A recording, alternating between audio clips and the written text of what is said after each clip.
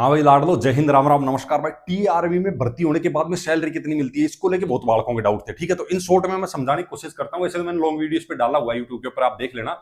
बाकी इसकी मैं इन शॉर्ट में अगर मैं बात करूँ तो टीआरबी का जो आप रैली भर्ती देखते हैं, जो सोल्जर आप जब सिपाही से भर्ती होते हैं तो पे लेवल 3 में आते हैं। और पे लेवल 3 जो सेंट्रल गवर्नमेंट का 7 पे कमीशन के हिसाब से जो रूल है, आपका मिलिट्री में जो सैलरी मिलने वाली है उसकी मैं टोटल बता देता हूँ आपको।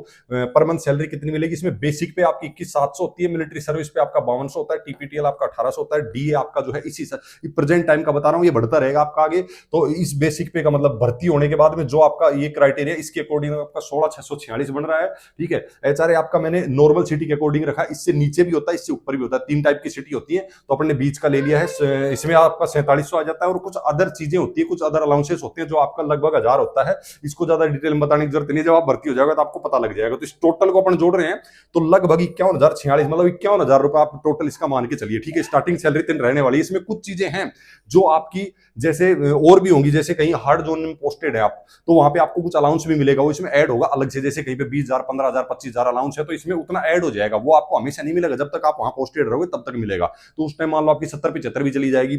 उसके अलावा आपका हर साल इंक्रीमेंट बढ़ता रहेगा, हर साल आप मान के चलिए 1,000, 1,500, 2,000 रुपए तक आपकी धीरे धीरे बढ़ते रहेंगे। उसके बाद में आपका अलाउंस जो है, हार्ड का अलाउंस को मैंने बता ही दिया।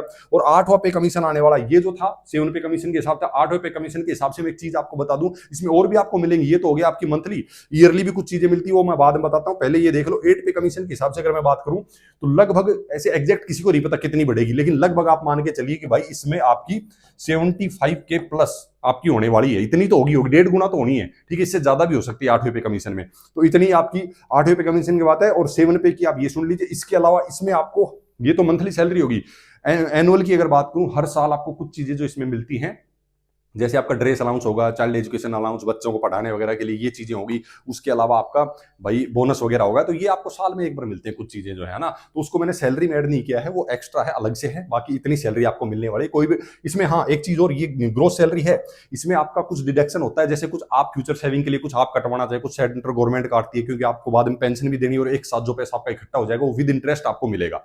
तो ये चीजें भी इसमें जो है डिडक्शन होती है, फिर इन एंड आपको मिलती है। तो आपके ऊपर डिपेंड करता है आप कितना कटवाते हैं। कुछ है जो मतलब कि 5 से 7 हजार रुपए जो गवर्नमेंट फिक्स रखेगी, काटेगी, बाद में आपको लास्ट में वो मिल जाएगा। ठीक है लाडलो, फिर भी अगर आपको लग रहा है कुछ डाउट है, कुछ पूछना है, पूरा मैंने क्लियर कर दिया, तो भाई लाडलो पूछ सकते हो, नो डाउट कमेंट कर सकते हो भाई। ठीक है, मैसेज कर सकते हो।